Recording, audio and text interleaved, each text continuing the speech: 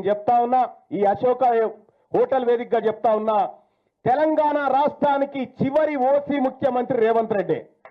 చివరి ఓసీ ముఖ్యమంత్రి ఇంకంతే, ఇదే లాస్ట్ ఓసీ ముఖ్యమంత్రి తెలంగాణ రాష్ట్రానికి రేవంత్ రెడ్డి చివరి ముఖ్యమంత్రి.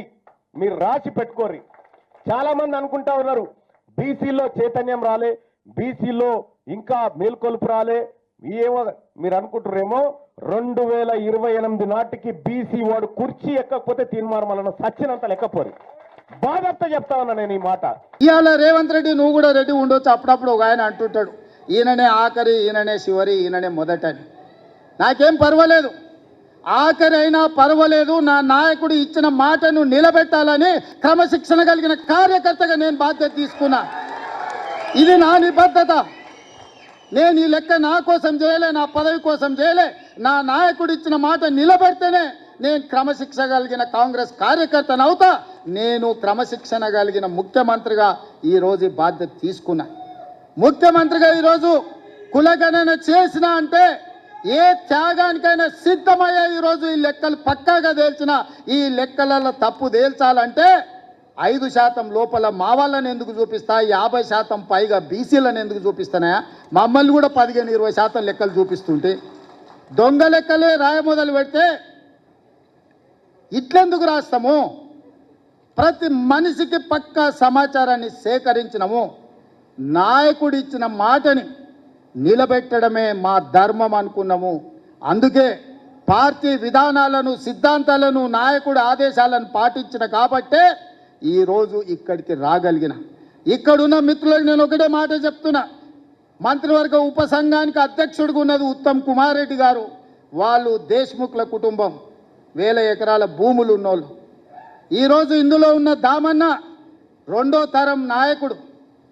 మేమందరం కూడా నాయకుడిచ్చిన మాటకు కట్టుబడి మొదటి సంవత్సరంలోనే ఇది చేసినాం. ఏ రాష్ట్రంలో అయినా ఎవరైనా చేసినా మీరు ఆలోచన చేయండి సోదరులారా. ఇవాళ మా చిత్తశుద్ధిని, కాంగ్రెస్ పార్టీ నిర్ణయాన్ని తప్పుదోవ పట్టించి బలహీన వర్గాలకు శాశ్వతంగా అన్యాయం చేయాలని ఆలోచన చేస్తారు. మేము 42% చట్టబద్ధ తీసుకొస్తాం అసెంబ్లీలో. మీరు మోడీ గారితో మాట్లాడి, మీ ఎంపీని మోడీ గారి దగ్గర తీసుకెళ్లి మాట్లాడి ఈ 42%కి కేంద్రంలో 9 షెడ్యూల్ చేపించండి. అప్పుడు మీరు చిత్తశుద్ధి చాటుకున్నట్టు అవుతుంది. రేపు సీఎం కూడా ఏదో ఒక రోజున ఈ రాష్ట్రంలో బీసీ అవుతాడు. అది కాంగ్రెస్ వల్లే అవుతాడు. ఏ పార్టీలో అవకాశం లేదు. ఇవాళ రేవంత్ రెడ్డి గారు చక్కటి కార్యక్రమాలు చేస్తూ ఉన్నారు. భవిష్యత్తులో ఎప్పుడైనా బీసీ ఈ రాష్ట్రానికి ముఖ్యమంత్రి అవుతారంటే అది కాంగ్రెస్ పార్టీలో అవుతారు.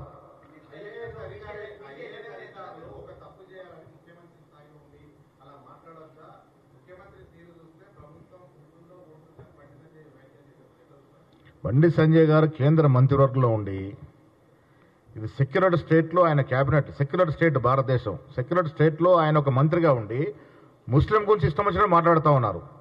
అలా మాట్లాడొచ్చునా? ముఖ్యమంత్రులు ఐఏఎస్ గురించి ఎక్కడ తప్పుగా మాట్లాడలేదు. దీన్ని మసిపూసి మారడిగా చేసే ప్రయత్నం చేస్తూ ఉన్నారు.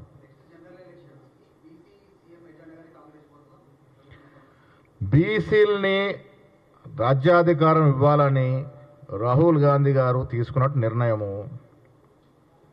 ఏదో ఒక రోజున తెలంగాణ రాష్ట్రానికి బీసీ ముఖ్యమంత్రి అవుతాడు. అది కాంగ్రెస్ పార్టీలోనే అవుతాడు. వచ్చే ఎన్నికలన్నీ కూడా బీసీల చుట్టే తిరుగుతాయి.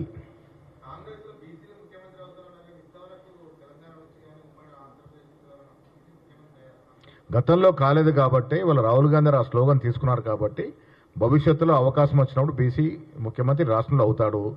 ఇవాళ ఈ 5 ఏళ్ళు రేవంత్ రెడ్డి గారు ముఖ్యమంత్రిగా కొనసాగుతారు. వచ్చే రోజుల్లో ఈ అవకాశం కాంగ్రెస్ పార్టీలో ఉంటుంది.